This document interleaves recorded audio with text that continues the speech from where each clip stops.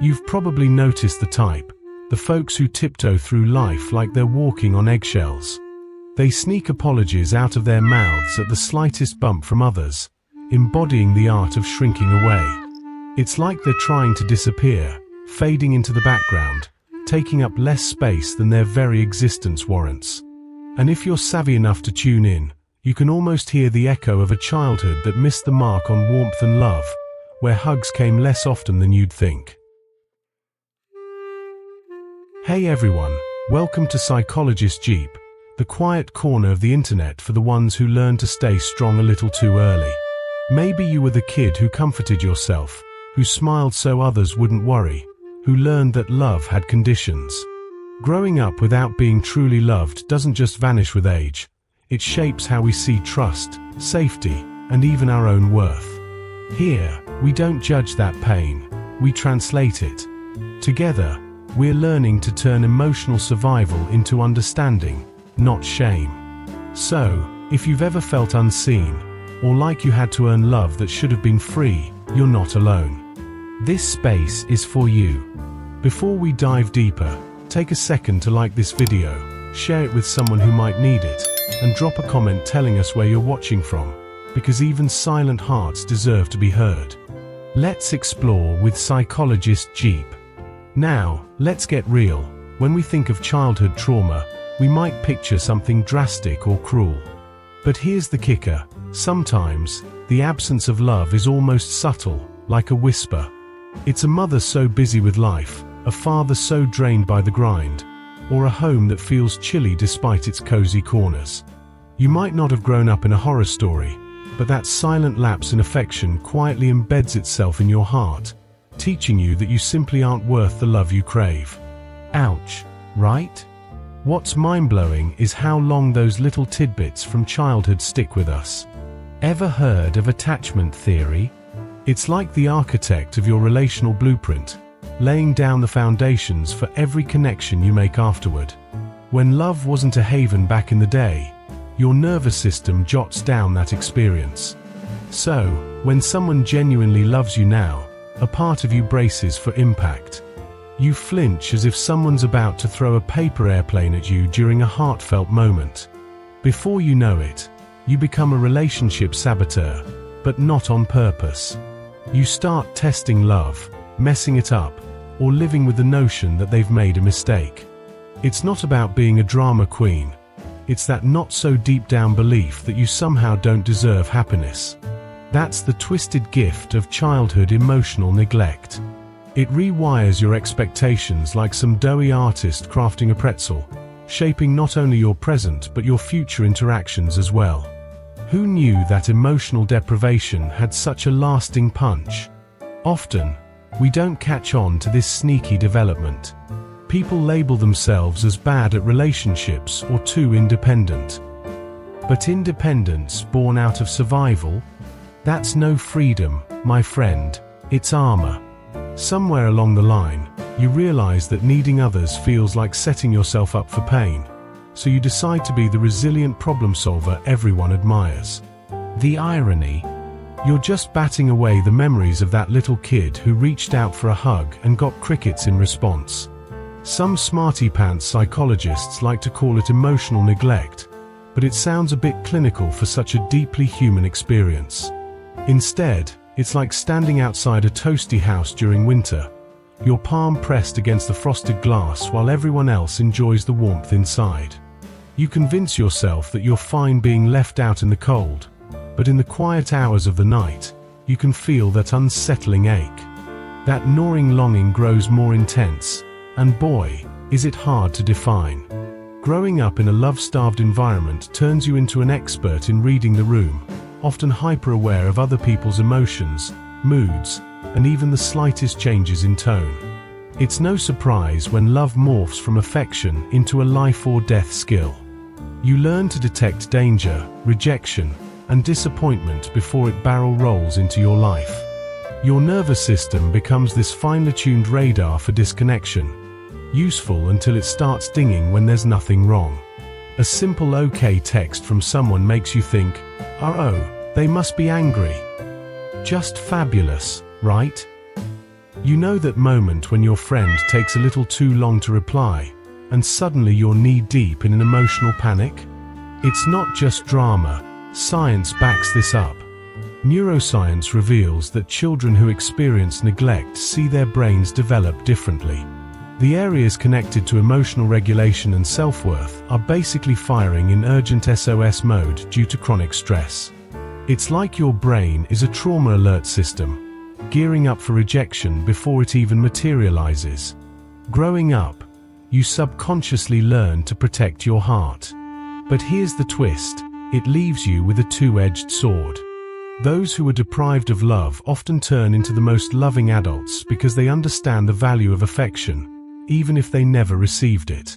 They shower others with kindness, desperately trying to recreate the warmth they missed out on. While this oversharing is beautiful, it's tragic too, as they often end up draining their own emotional reserves while doing so. Now, let's get real for a second. The toughest part of healing from a childhood devoid of love is not about forgiving your parents. It's forgiving yourself for thinking you were to blame. You kept chasing after those who couldn't love you right, like moths drawn to a flame. Self-abandonment becomes your new normal just to feel a smidge wanted. Remember, you were never broken. You were just adapting. Kids have an innate need for connection, and when they don't get it, they often start thinking, must be my fault. Picture this. Your little brain, wired to seek warmth and love, takes a detour when affection runs dry. It tells you that you must be the problem. That's just a safety mechanism kicking in. This self-blame sticks with you into adulthood, manifesting in your achievements, relationships, and relentless work ethic. Suddenly, you're pursuing approval like it's a lifesaver, performing, succeeding, impressing, all the while convincing yourself that it's just ambition.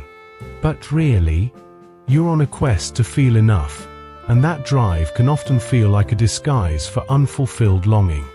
Do you ever catch yourself agonizing over a text message or feeling awkward when someone gives you a compliment? Welcome to the club. You've become a pro at downplaying your pain, throwing around "I'm fine" like confetti. You might look calm on the outside, but inside, you're a hot mess. This facade emerged as a survival tactic, a way to shield that gnawing need for love that you grew up believing you didn't deserve. Here's the kicker, though, the emptiness you sense? It's not a badge of unlovability. Instead, it's a glaring indicator that you were born to love and needed something crucial that was missing. That yearning? It's your body's way of nudging you, letting you know you deserve more. The human brain is hardwired to crave love for its development, and studies even show that emotional connection, soothing affection, and eye contact are critical in shaping healthy neural pathways. Time to face facts. When you say you don't trust easily or can't form attachments, it's not just your quirky personality shining through, it's your protective instinct. You raised those walls because early experiences taught you love was about as reliable as a weather forecast in April. But here's the good news. That earlier narrative doesn't have to be your forever story. A road to healing from those roots of rejection and uncertainty is entirely possible. Healing is a journey, not a sprint, and it involves recognizing the very walls we've built around our hearts. These defenses didn't appear out of nowhere. They were constructed to keep our tender selves safe from the threat of heartbreak. The healing process involves a gentle education for our nervous system, showing it that love doesn't have to come with strings attached. At first, it's about tiny steps, like accepting a compliment without thinking you're somehow in debt for it or embracing silence without feeling it's a signal of rejection. Initially, it's uncomfortable, like wearing shoes that don't fit quite right. But this discomfort is merely a reminder of how tricky it can feel to navigate intimacy, especially when you weren't taught that love could be safe. Over time, however, those safe, tender moments start to overwrite those ancient scripts of fear and insecurity. The realization dawns that love isn't something that needs to be chased. It's a gentle, familiar hug you can return to within yourself, a comforting memory from childhood, but with newfound clarity. As you delve deeper into this unwinding process, you discover that the love you craved as a child is still part of you, just waiting to be expressed. Self-love blossoms like a stubborn flower pushing through cracks in concrete. Instead of viewing yourself as broken, you begin to see the strength in your survival, the adaptations you made to cope. Instead of seeking external validation, you embrace the peace that quietly settles in your heart, transforming the way you perceive yourself and your past. As these revelations unfold, a powerful shift occurs. No longer do you dwell on why others didn't love you, but rather you ponder why you ever allowed yourself to feel unworthy. It's a painful yet crucial question, marking the road to true liberation. This introspection softens the internal turmoil, quieting the war that raged within. You start to untangle your identity from the survival strategies crafted by your younger self, a map now outdated and no longer necessary. Letting go of old habits can feel like stepping into cold water for the first time. Healing doesn't explode forth in a dramatic fashion. It unfolds quietly, with small yet profound victories.